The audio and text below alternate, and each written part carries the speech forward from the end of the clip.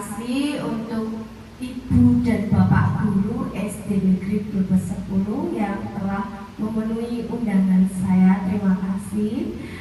Di sini itu saya akan diseminasi budaya positif.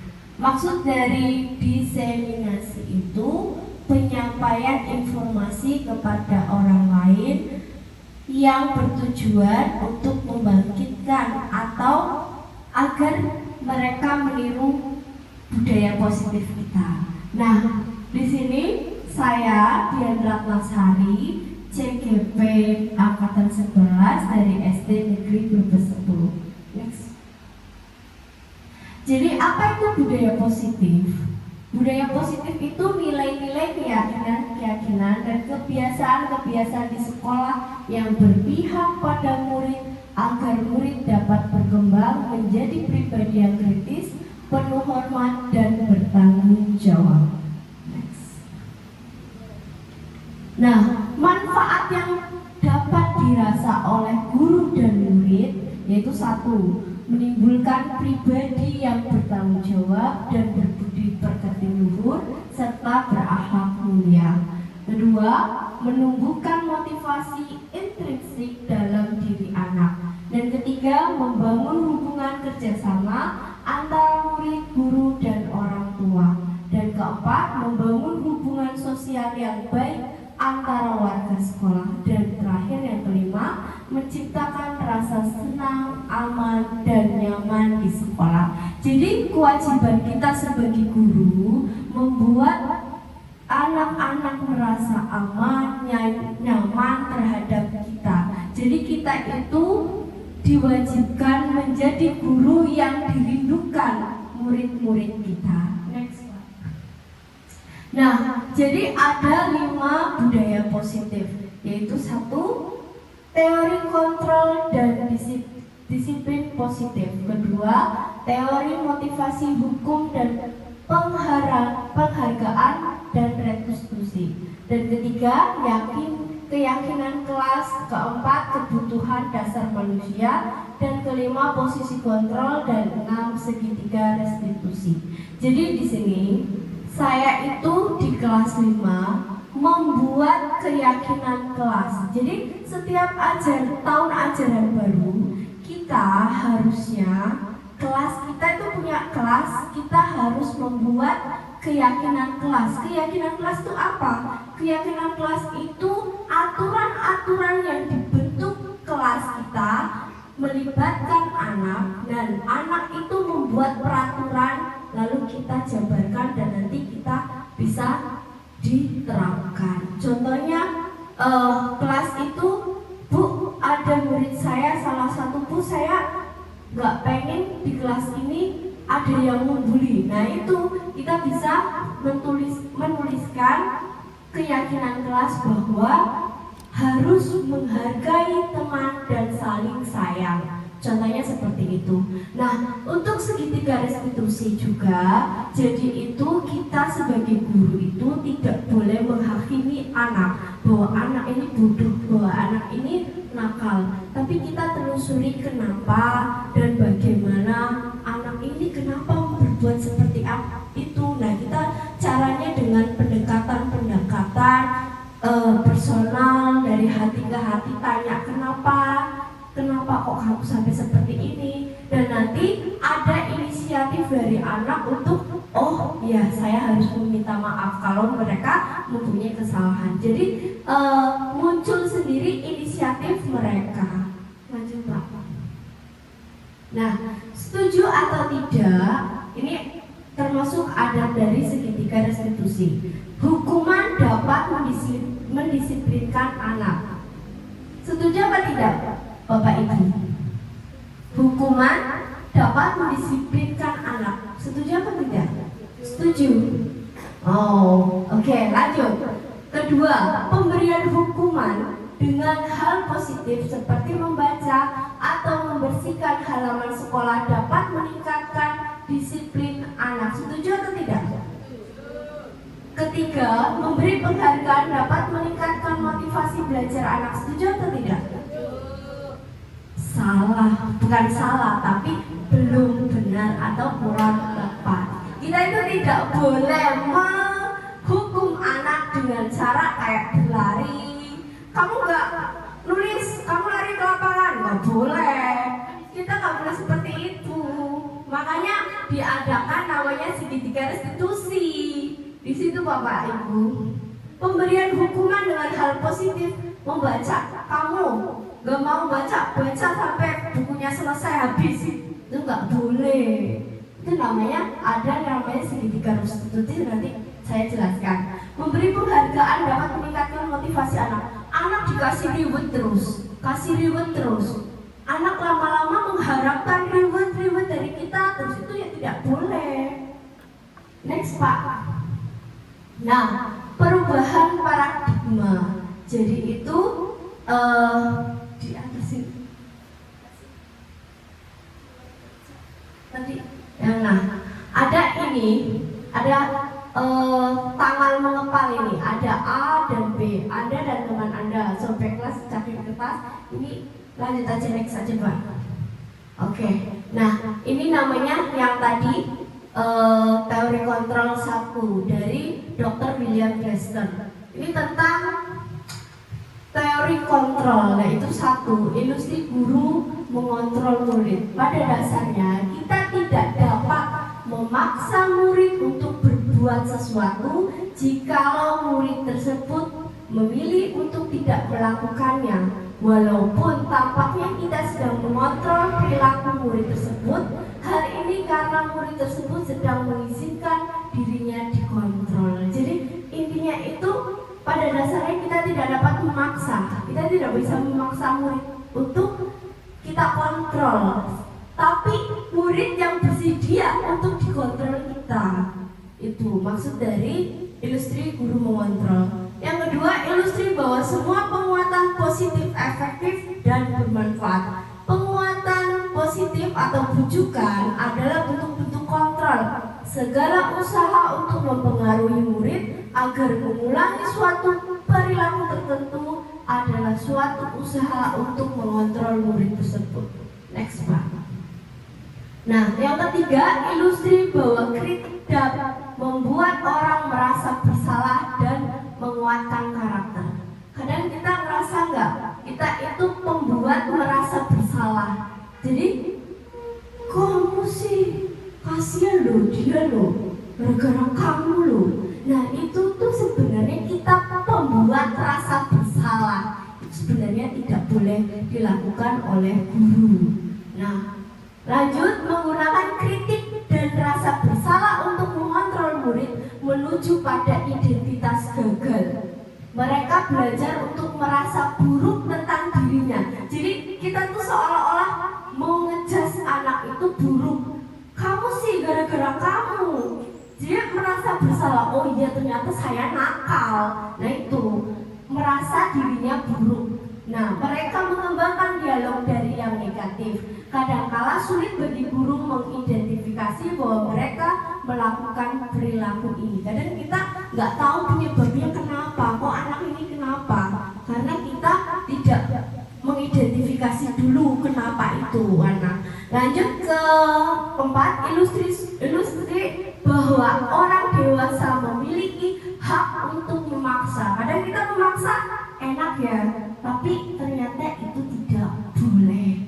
Banyak orang dewasa yang percaya bahwa mereka memiliki tanggung jawab untuk membuat murid-murid berbuat hal-hal tertentu. Apapun yang dilakukan dapat diterima selama ada sebuah kemajuan berdasarkan sebuah pengukuran kinerja. Pada saat itu pula orang dewasa akan menyadari perilaku memaksa akan efektif untuk jangka waktu yang panjang dan sebuah hubungan permusuhan akan terbentuk. Jadi kita itu dilarang memaksa. Next Pak. Nah, ini stimulus respon dan teori kontrol. Realitas kebutuhan kita sama. Teori kontrolnya, realitas kebutuhan kita berbeda. Jadi itu kita itu respon stimulus kita tuh kebutuhannya sama, padahal itu kita itu kebutuhannya berbeda. yang benar itu setiap orang memiliki gambaran yang berbeda. Itu termasuk untuk anak-anak kita. Nah, kita mencoba mengubah orang agar berpandangan sama dengan kita. Sebenarnya teori kontrolnya kita berusaha memahami pandangan orang lain tentang dunia. Nah, jadi kita harus memahami pandangan murid-murid kita bahwa tidak sama pandangan dengan kita. Lalu perilaku buruk dilihat sebagai sebuah kesalahan. Teori kontrolnya semua perilaku memiliki tujuan. Jadi tujuan anak tuh punya. Kadang mereka mencari perhatian kita. Tujuannya apa? Dia itu punya. Cuma kita kurang memahami. Lanjut, orang lain bisa mengontrol saya. Kalau menurut saya, tapi ternyata hanya Anda yang bisa mengontrol diri Anda. Contohnya, kalau kita nggak menyawi anakku, kamu gini, kamu nakal, kamu kan, tapi dia paling keluar kuping kanan, masuk kuping kanan, keluar masuk kuping kiri ya, keluar kuping kiri. Nah, jadi dia nggak bakal berubah kalau tidak mengontrol dirinya sendiri. Jadi bisa berubah dari dirinya sendiri. Nah, saya bisa mengontrol orang lain, Anda tidak bisa mengontrol orang lain. Pemaksaan ada pada saat bujukan yang gagal. Jadi dipaksa biar biar nggak gagal. Tapi sebenarnya kolaborasi dan konsensus menciptakan pilihan-pilihan baru. Jadi kamu dipaksa, pun Anda gagal, dirayu-rayu, padahal itu tidak boleh. Tapi dengan cara berkolaborasi, anaknya mau, kitanya bisa berkolaborasi. Lanjut, model berpikir menengah atau kalah. Teori kontrolnya model berpikir menengah, menang-menang. Jadi tadi model berpikir menang kalah. Kon anggur yang menang, kon kudu kalah. Tapi sebenarnya biar kita sama-sama setara, yang menang karo menang itu kolaborasi. Next Pak. Nah, disiplin positif. Bapak pendidikan kita Ki Hajar Dewantara menyatakan bahwa di mana ada kemerdekaan, disitulah harus ada disiplin yang kuat. Ki Hajar menyatakan bahwa untuk mencapai kemerdekaan atau dalam konteks pendidikan kita saat ini, untuk menciptakan murid yang merdeka, syarat utamanya adalah harus disiplin yang kuat. Disiplin yang dimaksud adalah disiplin diri yang memiliki motivasi internal. Next Pak.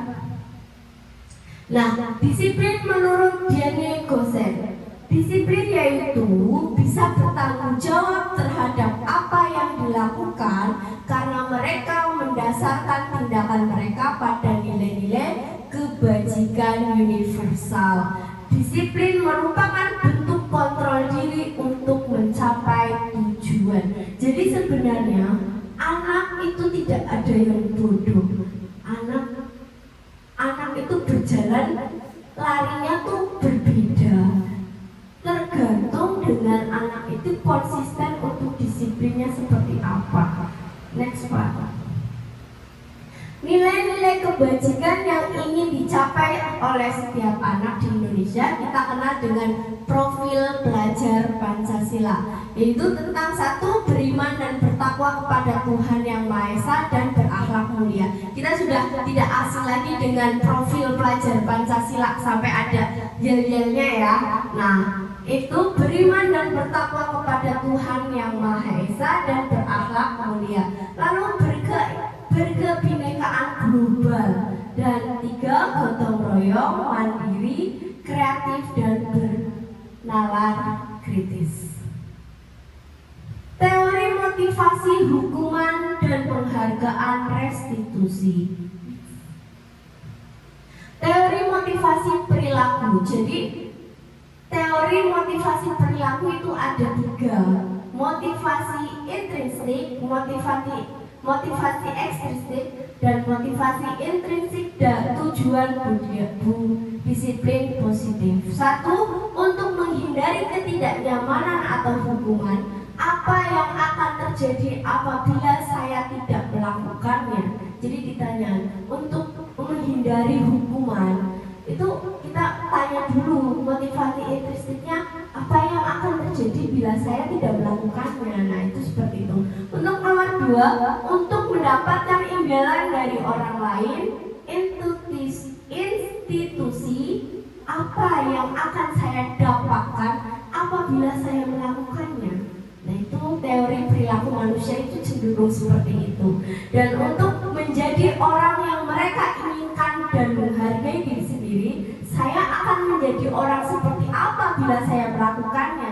Jadi ini tuh teori motivasi perilaku sudah ada pada dasarnya di manusia. Next Pak. Hukuman dan penghargaan. Hukuman Elfcott, penghargaan maupun hukuman adalah cara mengontrol perilaku seseorang yang menghancurkan potensi untuk pembelajaran yang sesungguhnya. Jadi kita itu bukan dilarang, tapi mengurangi, malah harusnya tidak melakukan ya untuk hukuman atau penghargaan. Kalau kita ngasih anak seperti itu motivasi mereka ya akan mendapatkan imbalan terus. Nah itu yang tidak boleh, harusnya tidak dilakukan malahan, karena itu akan menghancurkan potensi-potensi anak. Lah, next Pak. Dihukum oleh penghargaan. Penghargaan sama artinya menghukum seseorang. Satu, pengaruh jangka pendek dan jangka panjang. 2, penghargaan tidak efektif. Dan 3, penghargaan merusak hubungan. 4, penghargaan mengurangi ketepatan. 5, penghargaan menurunkan kualitas. Dan 6, penghargaan mematikan kreativitas. Dan 7, penghargaan menghukum motivasi dalam diri intrinsik. Jadi hukuman dan reward itu diharapkan jangan sampai kita melakukannya. Nah ini ayo berlatih tindakan guru, mencatat 100 nih. Ini ya Bapak Ibu guru, nanti saya pertanyaan ini nanti Bapak Ibu bisa menjawab hukuman atau konsekuensi ya. Oke. Mencatat 100 kali dalam buku kalimat saya tidak akan terlambat lagi karena terlambat ke sekolah. Itu hukuman atau konsekuensi? Hukuman, betul. Lari mengelilingi lapangan basket 2 kali karena terlambat hadir ke sekolah. Hukuman atau konsekuensi? Hah? Konsekuensi. Lari mengelilingi lapangan basket itu termasuk hukuman. Murid diminta push up 15 kali karena tidak menggunakan masker ke sekolah. Hukuman atau konsekuensi? Hukuman, betul sekali. Menggantikan kertas tugas teman yang telah dicoret-coret. Hukuman atau konsekuensi? Konsekuensi, betul sekali. Membersihkan tumpahan air di meja tulis karena tersenggol pada saat pelajaran. Itu konsekuensi, betul. Murid disuruh untuk mengenakan sepatu seharian di sekolah karena tidak menggunakan sepatu hitam. Hukuman, konsekuensi. Karena apa? Kan ini kan murid disuruh menggunakan sepatu seharian di sekolah karena memang sudah peraturan sekolah kita harus memakai sepatu ya. Sedangkan karena tidak mengenakan sepatu hitam ya harus tetap dipakai. Itu termasuk konsekuensinya. Lanjut, lari mengelilingi lapangan basket 2 kali karena terlambat 10 menit untuk pelajaran PJOK. Hukuman atau konsekuensi? Hukuman, betul sekali. Bapak Ibu sudah mulai paham tentang hukuman dan konsekuensi. Nah, tadi sudah ke Pak lain Pak. Nah, perbedaan hukuman dan konsekuensi. Suatu yang menyakitkan harus terjadi konsekuensi, sesuatu harus terjadi.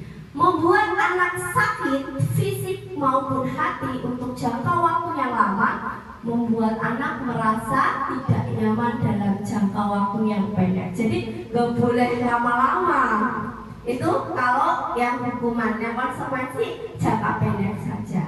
Anak membenci kedisiplinan, hukuman. Anak menghargai disiplin.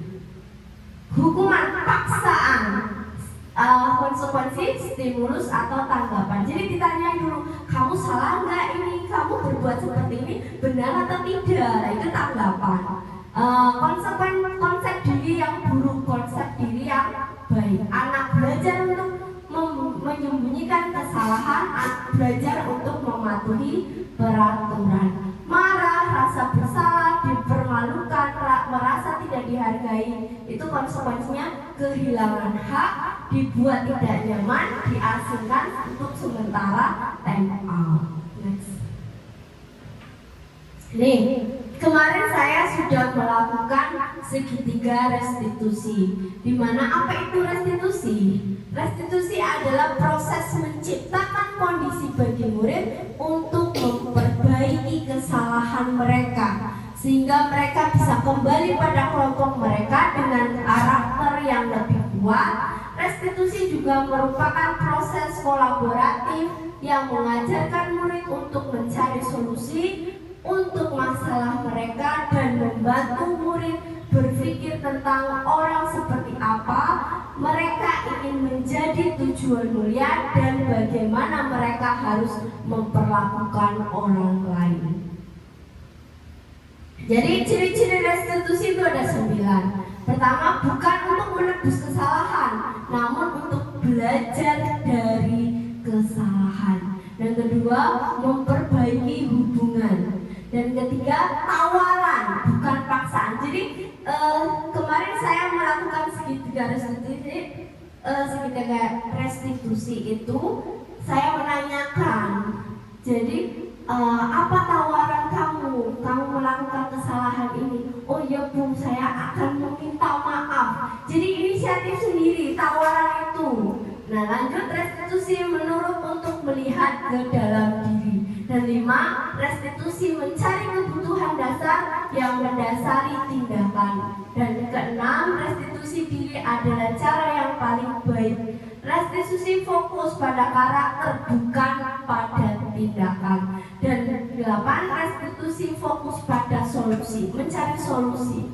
Restitusi membalikkan murid yang berbuat salah pada kelompoknya. Jadi dikembalikan. Kadang ada anak yang bully temannya, kita panggil, kenapa? Kenapa ada yang salah? Oh iya, kamu melakukan seperti itu mungkin sama. Jadi gini, ada suatu kasus, contohnya anak yang nakal bully temannya, kita panggil ke kantor atau kita face to face. Nah, tanyakan, kenapa kamu? Kayak Bu, itu nakal duluan gitu. Oh iya, kalau Bu Guru jadi kamu, mungkin perasaan Bu Guru juga sama akan melakukan seperti itu. Tapi sebaiknya kamu tidak seperti itu. Nah, nanti kita mencari tawaran. Oh, ternyata inisiatif sendiri. Oh ya udah Bu, saya akan meminta maaf dan saya tidak akan mengulangi perbuatan itu lagi. Itu seperti itu. Nah, identitas gagal hukuman, identitas sukses, disiplin, konsekuensi, dan restitusi. Ini next one.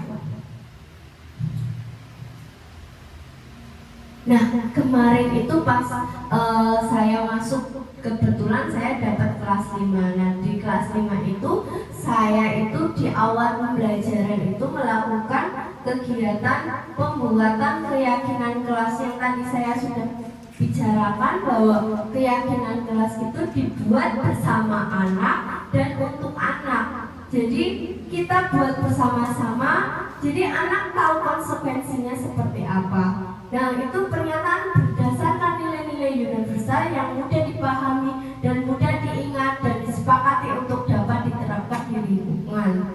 Setiap tindakan atau perilaku yang kita lakukan di dalam kelas dapat menentukan terciptanya sebuah lingkungan positif, untuk terbentuknya budaya positif, pertama-tama perlu diciptakan. Yang tadi diciptakan itu dibuat bersama dengan anak. Anak tahu, anak membuat sendiri. Nah, disepakati keyakinan-keyakinan itu atau prinsip-prinsip dasar bersama antara para warga kelas.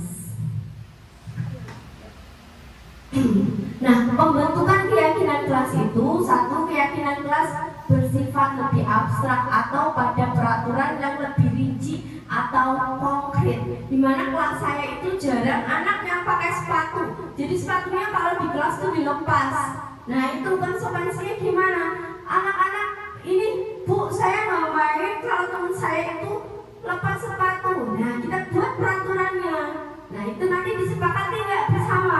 Oke, Bu, sepakat. Nah, itu kita jadikan keyakinan kelas itu. Nah, keyakinan kelas berupa pertanyaan-pertanyaan universal. Jadi menanyakan anak-anak dulu yang kalian penginkan seperti apa, yang kalian inginkan seperti apa. Dan tiga, pernyataan keyakinan kelas senantiasa dibentuk dalam bentuk hal positif. Jadi jangan buang sampah sembarangan. Kita pembentukan katanya jangannya dirubah. Buanglah sampah pada tempatnya. Nah, jangan membuli temannya. Kita rubah lagi. Saling menyayangi teman dan menghargai teman. Nah, itu pernyataan kelas hendaknya tidak terlalu banyak, nggak usah banyak-banyak, tapi lebih rinci aja, langsung masuk. Jadi itu tadi, buanglah sampah pada tempatnya, atau tiket sesuai dengan hari, pagi dan pulang sekolah. Keyakinan kelas sebaiknya sesuatu yang dapat diterapkan di lingkungan tersebut. Jangan nggak usah ngoyo-ngoyo, yang penting di kelas itu aja. Nah, yang penting lihat keberhasilan dari keyakinan kelas itu.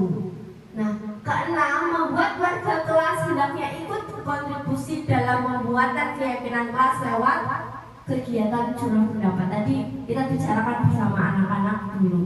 Bersedia meninjau kembali keyakinan kelas dari waktu ke waktu. Jadi kita nanti ditanyakan sebulan 2 bulan berjalan dengan lancar atau tidak berjalan dengan lancar. Kita tanyakan lagi kenapa.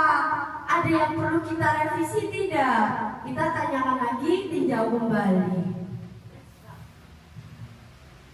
Nah, ini pas saya pembentukan keyakinan kelas.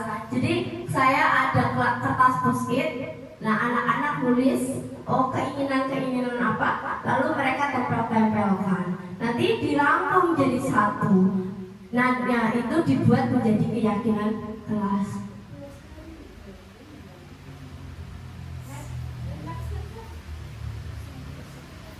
Oke. Kesepakatan kelas kemarin saya buat itu datang ke sekolah tepat waktu, terus mengajarkan tugas tepat waktu, manfaatkan fasilitas sekolah dengan baik, menjaga kebersihan kelas, menjaga ketenangan saat pembelajaran, aktif mengikuti semua kegiatan pembelajaran, saling menghormati antar warga sekolah. Keyakinan kelasnya tanggung jawab, berkomitmen, menghormati orang lain, menjaga kebersihan. Kebutuhan dasar manusia. Seluruh tindakan manusia itu memiliki tujuan tertentu. Semua yang kita lakukan adalah usaha terbaik kita untuk mendapatkan apa yang kita inginkan. Ketika kita mendapatkan apa yang kita inginkan, sebetulnya saat itu kita sedang memenuhi atau lebih dari satu kebutuhan dasar kita.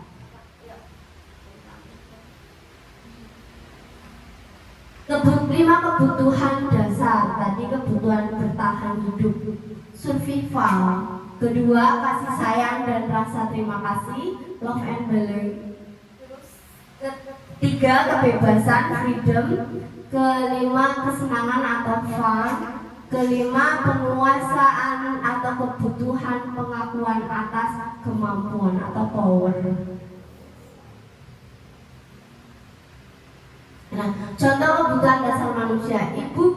Guru bilang, Aku tidak boleh bersenandung sewaktu mengerjakan tugas. Katanya kelas harus tenang, tidak ada suara. Padahal aku suka dengan senang bernyanyi, itu kesenangan. Nah, kedua, ibu guru tidak menyapaku. Hari ini padahal aku pakai jepit rambut baru. Itu kebutuhan dasar anak itu cinta dan kasih sayang. Nah, aku bosan, masa belajarnya cuma gitu-gitu aja, dengerin ibu guru. Nah, kebebasan. Jadi kita gimana caranya? Pembelajaran kita harus lebih aktif, interaktif, atau lebih kreatif. Kita sebagai guru dituntut untuk berinovasi. Dan yang keempat, aku sebel gambarku tidak rapi, malah bu guru nunjukin ke teman-temanku di depan kelas. Itu penguasaan, jadi powernya. Dia pengen aku gambarnya jelek, malah ditunjukin ke teman-temannya. Itu kebutuhan dasar manusia. Posisi kontrol. Berdasarkan pada teori kontrol Dr. William Webster, itu tadi penghukum, pembuat masa bersalah, teman, pemantau, dan manajer. Nah, penghukum. Seorang penghukum bisa menggunakan hukuman fisik maupun verbal. Orang-orang yang menjelaskan posisi penghukum senantiasa mengatakan bahwa sekolah memerlukan sistem atau alat yang dapat lebih menekan murid-murid lebih dalam. Guru-guru menerapkan posisi penghukum akan berkata, patuhi aturan saya atau awas. Itu penghukum. Kamu selalu saja salah, itu penghukum. Selalu pasti, selalu terakhir selesai, itu juga penghukum. Jadi mengejas anak seperti itu. Guru seperti ini senantiasa percaya bahwa hanya ada cara yang agar pembelajaran bisa berhasil, yaitu cara dia. Pembuat rasa bersalah. Pada posisi ini biasanya guru akan berusaha lebih lembut. Pembuat rasa bersalah akan menggunakan keheningan yang membuat orang lain merasa tidak nyaman, bersalah, atau rendah diri. Kata-kata yang keluar dengan lembut akan, ibu sangat kecewa sekali dengan kamu. Itu membuat rasa bersalah. Atau beberapa kali bapak harus memberitahu kamu ya. Nah, itu juga membuat rasa bersalah. Gimana coba kalau orang tua kamu tahu kamu berbuat begini? Nah, itu membuat rasa bersalah. Kalimat-kalimat ini membuat anak itu di posisi akan memiliki penilaian diri yang buruk tentang diri mereka. Murid merasa tidak berharga dan telah mengecewakan orang-orang yang disayanginya. Nah, teman, di posisi ini tidak akan menyakiti murid, namun akan tetap berupaya mengontrol murid melalui persuasi. Posisi teman pada guru biasa bisa negatif atau positif. Positif di sini berupa hubungan baik dan terjalin antara guru dan murid. Guru di posisi teman menggunakan hubungan baik dan humor untuk mempengaruhi seseorang. Mereka akan berkata, ayo bantulah demi bapak ya. Ayo ingat tidak bantuan bapak selama ini. Ayo ya, saya kali ini tidak apa-apa, nanti ibu bantu bereskan. Itu kita menjadi teman. Kita juga menjadi pemantau. Memantau berarti mengawasi. Pada saat kita mengawasi, kita bertanggung jawab atas perilaku orang-orang yang kita awasi. Posisi pemantau berdasarkan pada peraturan-peraturan dan konsekuensi. Dengan menggunakan sanksi, konsekuensi, kita dapat memisahkan hubungan pribadi kita dengan murid. Sebagai seseorang yang menjalankan posisi pemantau, pertanyaan yang diajukan pemantau adalah seperti ini. Peraturannya apa? Apa yang telah kamu lakukan? Sanksi atau konsekuensinya apa?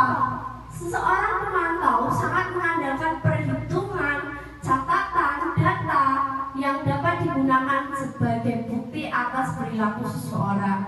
Posisi ini akan menggunakan stiker, slip catatan, daftar cek. Posisi pemantau sendiri berawal dari teori stimulus respon yang menunjukkan tanggung jawab guru dan mengontrol murid. Nah, kita juga sebagai manajer kelas. Manajer adalah posisi di mana guru berbuat sesuatu bersama dengan murid, mempersilahkan murid menemukan solusi atau permasalahannya sendiri. Seorang manajer telah memiliki keterampilan di posisi teman maupun pemantau, dan dengan demikian bisa jadi di waktu-waktu tertentu kembali kepada kedua posisi tersebut bila diperlukan. Namun, bila kita menginginkan murid-murid kita menjadi manusia yang merdeka, mandiri, bertanggung jawab, maka kita perlu mengacu pada restitusi yang dapat menjadikan murid kita sebagai seorang manajer bagi dirinya sendiri. Di manajer murid diajak untuk menganalisis kebutuhan dirinya maupun kebutuhan orang lain. Di sini penekanannya bukan pada kemampuan membuat konsekuensi, namun dapat berkolaborasi dengan murid bagaimana memperbaiki kesalahan yang ada. Seorang manajer akan berkata, apa yang kita yakini, kembali ke keyakinan kelas tadi. Terus apa yang kamu meyakininya? Apa kamu meyakininya? Nah, itu nanya lagi. Terus jika kamu meyakininya, apa kamu bersedia memperbaikinya? Lalu jika kamu memperbaiki ini, hal ini menunjukkan tentang apa? Menunjukkan apa tentang dirimu? Apa rencana kamu untuk memperbaiki ini? Nah, itu seperti itu. Tugas seorang manajer bukan untuk mengatur perilaku seseorang. Kita membimbing murid untuk dapat mengatur dirinya. Seorang manajer bukan memisahkan murid dari kelompoknya, tapi mengembalikan murid tersebut ke kelompoknya dengan lebih baik dan kuat. Nah, ini segitiga restitusi. Jadi validasi tindakan yang salah dulu, menanyakan validasi, kenapa kamu seperti itu, benar, itu validasi dulu. Lalu menanyakan keyakinan, apa yang kamu yakini bahwa benar, itu seperti itu. Nah, terus menstabilkan identitas. Jadi kita itu menstabilkan identitas mereka. Next slide. Menstabilkan identitas itu berbuat salah itu tidak apa-apa. Jadi kita tadi saya bicarakan tadi pertama bahwa menanyakan dulu, kita itu berbuat salah tidak apa-apa, manusiawi gitu. Tidak ada manusia yang sempurna. Saya juga pernah melakukan kesalahan seperti itu. Kita bisa menyelesaikan ini. Ini pernyataan-pernyataan menstabilkan identitas. Nah, validasi tindakan itu kamu bisa saja melakukan hal yang lebih buruk, tapi kamu tidak melakukannya. Itu validasi. Kamu pasti punya alasan mengapa melakukan itu. Itu juga validasi. Next one. Menanyakan keyakinan. Ini guru berkata gini, apa nilai yang kita percaya di kelas atau sekolah kita? Nilai-nilai universal apa yang telah kita sepakati? Tadi kembali ke keyakinan kelas tadi. Kelas yang ideal itu seperti apa? Dan apa yang kamu rasakan ketika kamu melakukannya? Itu menanyakan keyakinan. Nah, ini implementasi segitiga restitusi udah. Kalau di kelas kita budaya positifnya upacara, pembiasaan Senin hari Senin apa ya? Upacara ya, Selasa nyanyi lagu-lagu daerah, ke Rabu berarti senam, dan Kamis tadarus, Jumat itu senam, Sabtu apa tadi ya, lagu-lagu nasional. Nah, itu diseminasi budaya positif. Di sini saya tidak menggurui teman-teman, tapi saya ingin berbagi bahwa penerapan budaya positif itu kita lakukan agar kita bisa maju bersama-sama. Seperti itu. Kurang lebihnya Sebenarnya seperti itu. Terima kasih telah berbagi ilmu dengan saya, dan saya ucapkan terima kasih sekali buat Bapak Ibu guru. Wassalamualaikum warahmatullahi wabarakatuh.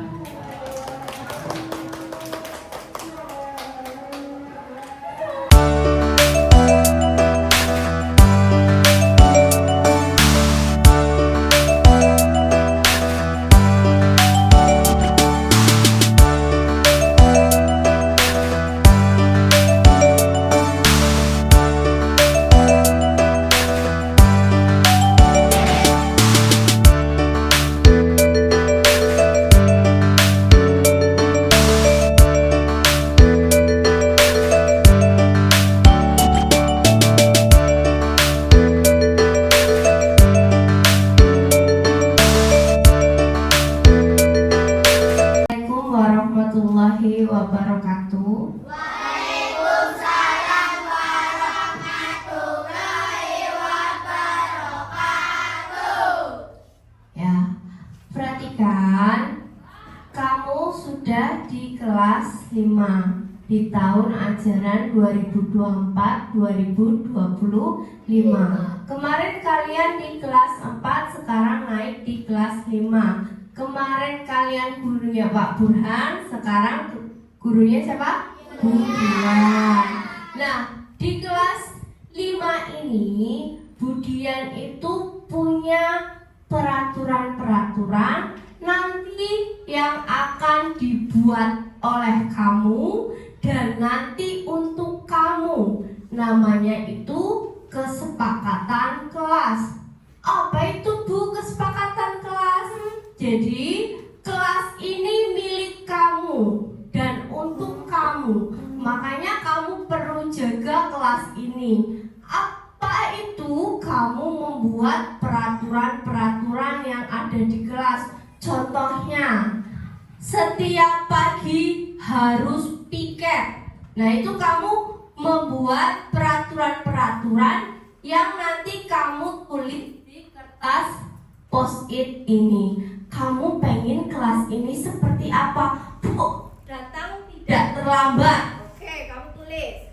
Terus apa lagi? Bu, kelas ini aku pengen rapi.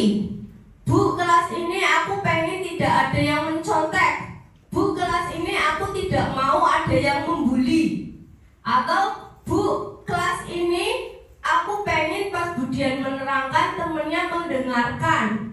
Atau, Bu, aku pengen kelas ini piket tiap hari harus dilaksanakan. Nah, ini kamu tulis keinginan-keinginan kamu di kertas post-it ini. Kemudian nanti ini bagi, terus nanti kamu tempel di sini. Nanti sudah ditempel di sini, kita sepakati bersama. Nanti kemudian tulis di sini. Paham?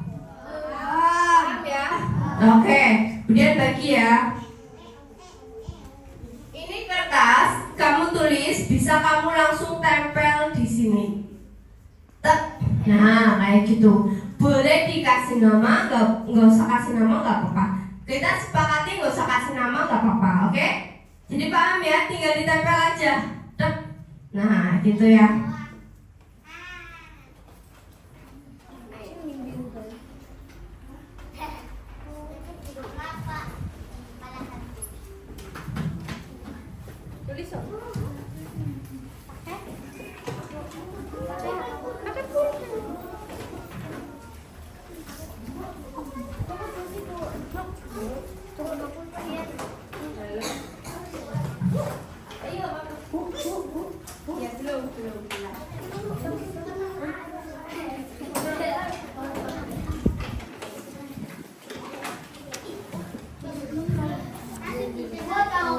Yang dibagi sama temennya. Mungkin dua nggak apa-apa, satu nggak apa-apa. Kamu tulis, sekarang boleh ditulis. Dua, Bu. Boleh. Boleh. Tulis keinginan kamu tentang kelas ini. Jadi kelas ini kamu pengen dibuat seperti apa? Nilai-nilai kebajikan apa yang kalian ingin lakukan?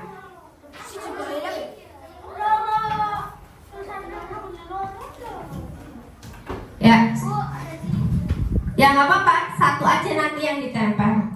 Oke, sudah ditulis. Sekarang boleh ditempel. Satu aja keinginan kamu. Gak apa-apa, kamu yang ditempel satu aja. Sisanya buat kamu. Salah nulis bisa minta lagi. Nah, sekarang ditulis ya.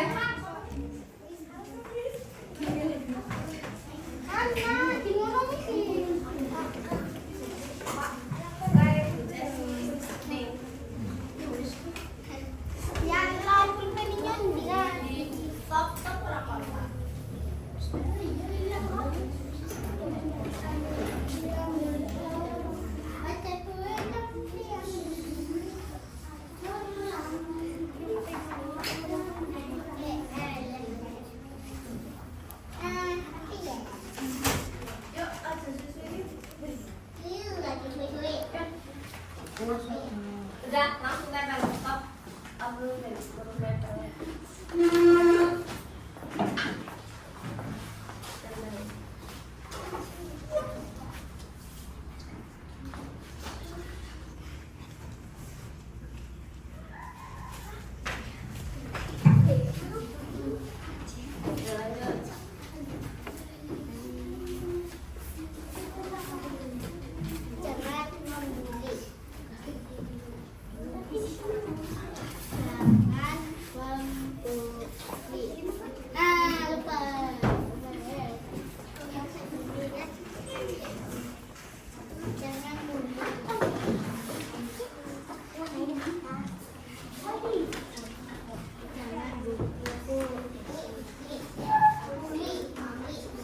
Stop. Dilarang makan di tempat kelas dan tambahkan.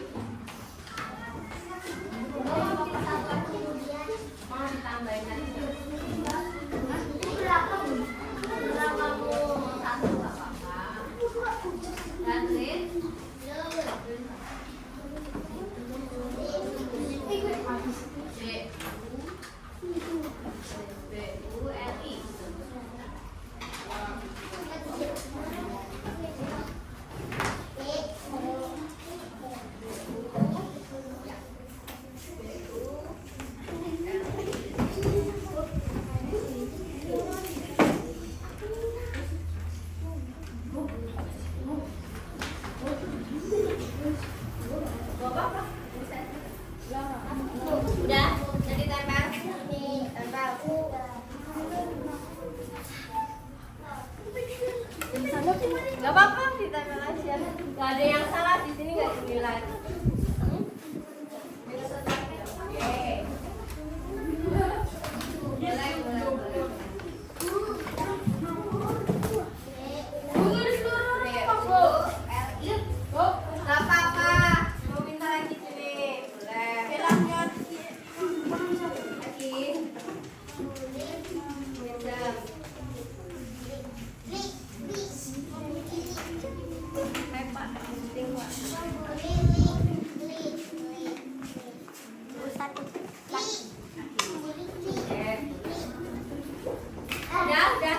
semua.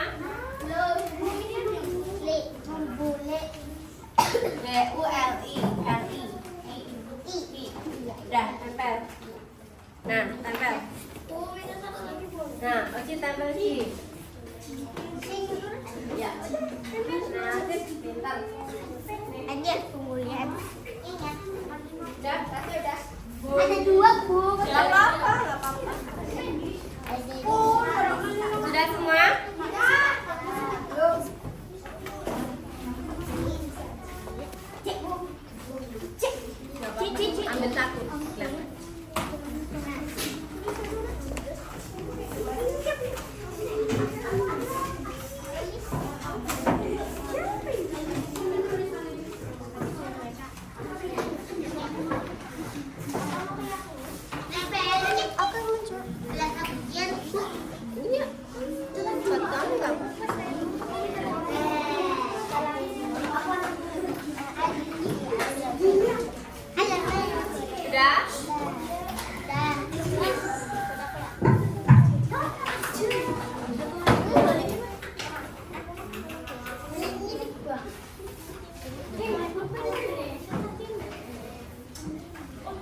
Sudah semua ya?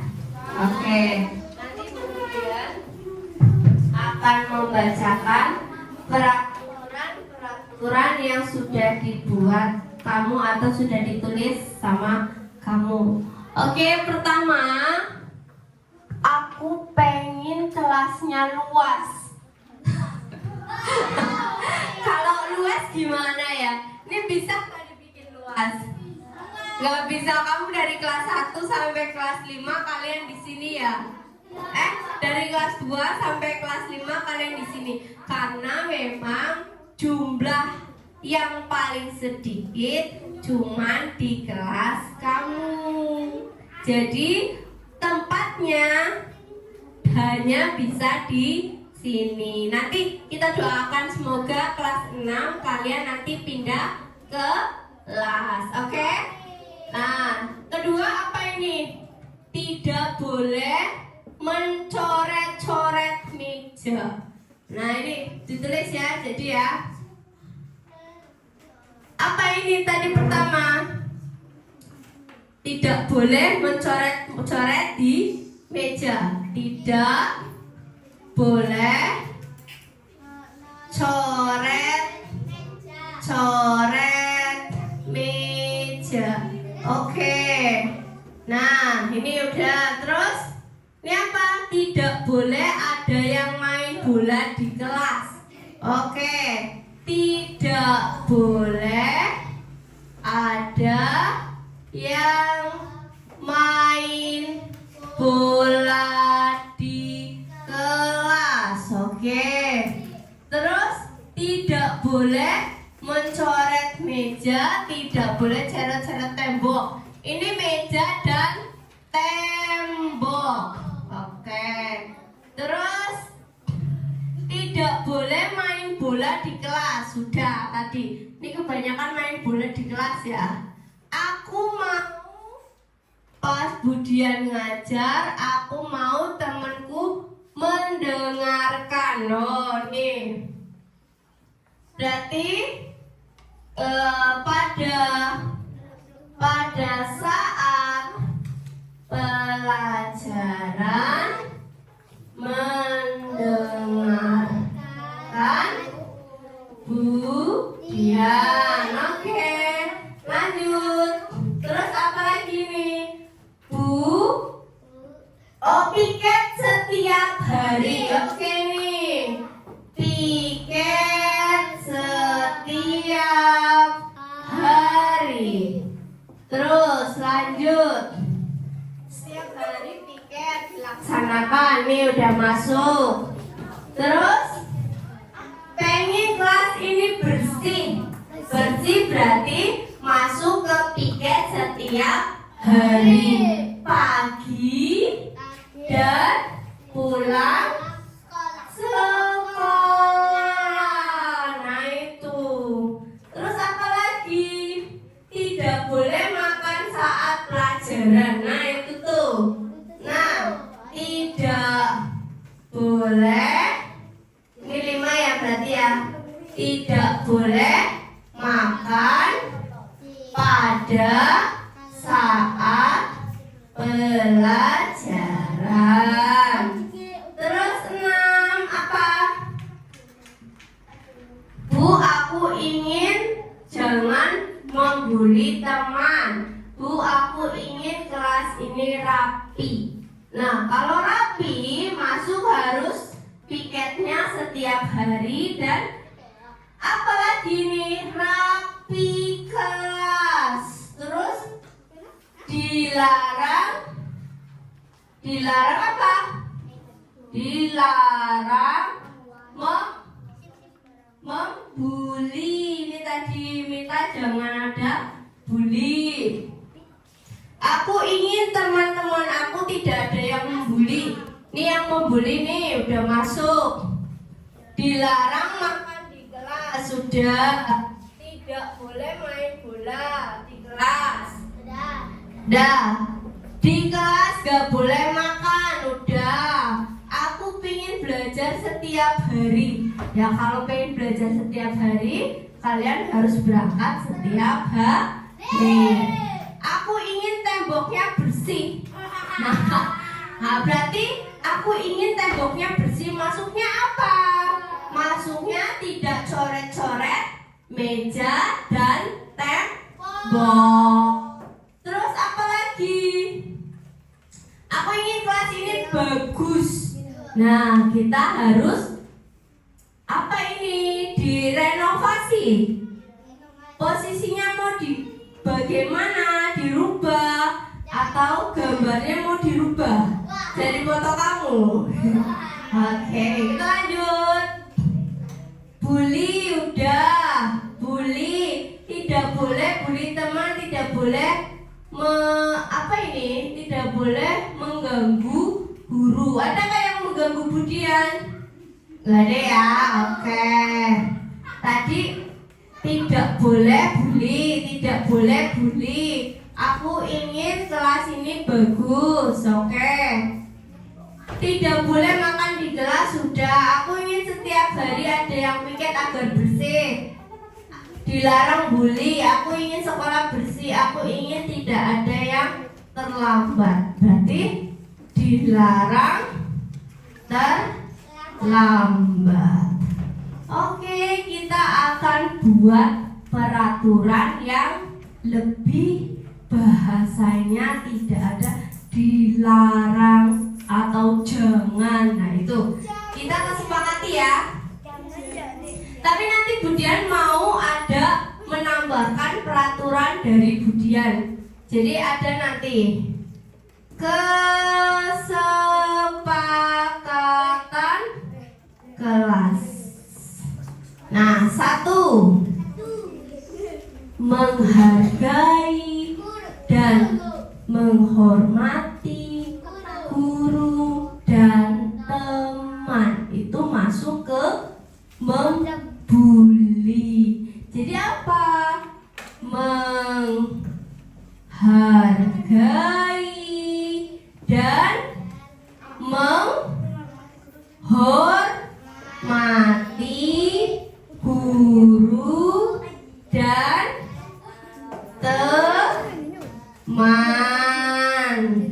Ini ya, menghargai dan menghormati guru dan teman itu termasuk tidak membuli. Jangan ada yang membuli, karena membuli itu termasuk kejahatan. Oke, lanjut. Yang kedua, tadi tidak boleh coret-coret meja dan tembok. Gimana ini bahasanya ya yang lebih halus ya? Apa?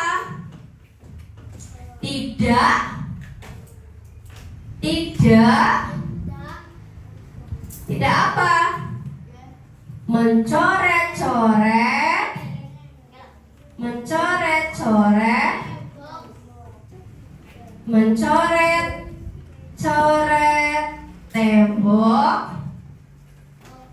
tembok dan meja. Ini kita sepakati.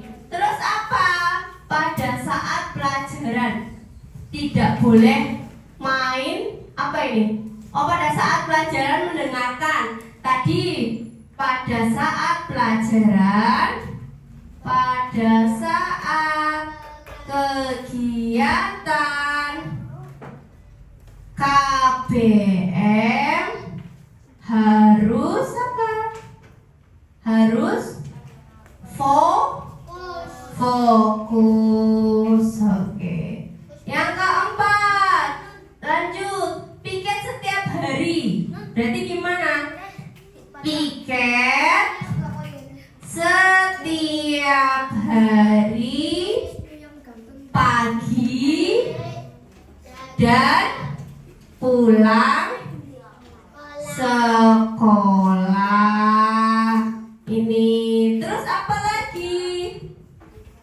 Tidak boleh makan di kelas saat pelajaran. Makan pada saat istirahat. Terus 6 apa? Rapi di kelas. Nah tadi balik lagi, piket setiap hari berarti harus rapi, itu udah masuk. Dilarang membuli, tadi menghargai dan menghormati teman. Dilarang terlambat datang, tepat,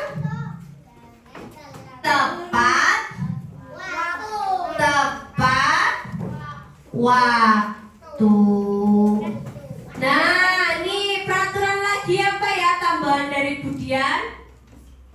Tambahan dari Budian apa? Apa ya? Dilarang mencopot sepatu tuh. Itu masuknya ke rapi ya, berarti memakai seragam sesuai hari. Nah ini nih. Nah ini berarti kita sudah membuat kesepakatan kelas ada 7. Apalagi pengen bersih Bu tadi masuknya membuang sampah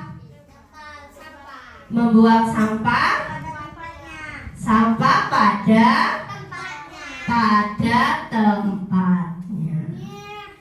Nah ini peraturan-peraturan yang sudah dibuat oleh kalian. Disepakati enggak? Enggak apa-apa. Disepakati enggak ini? Sepakati? Oh kan ada yang ngomong disepakati enggak? Pertama apa? Yang kedua? Ketiga? Kegiatan belajar mengajar harus. Keempat? Kelima? Keenam? Ketujuh? Kedelapan? Nah, ada lagi tadi yang kelupaan, main bola tidak di kelas. Berarti apa? Bermain bola di pada saat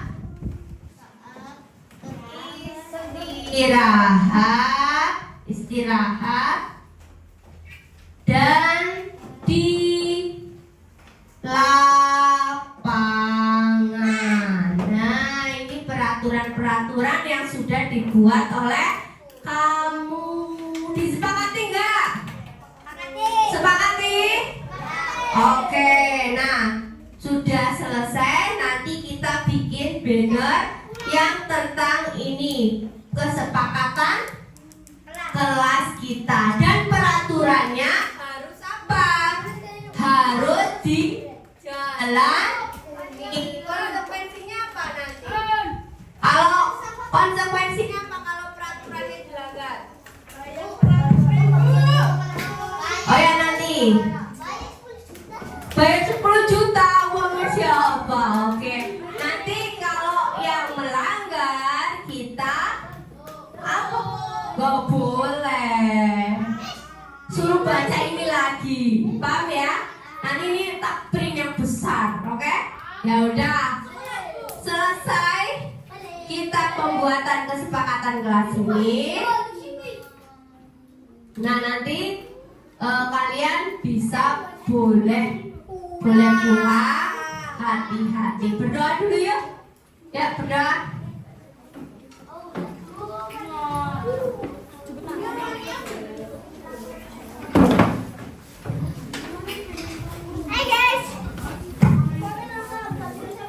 Ya udah, disiapkan. Berdoa dimulai.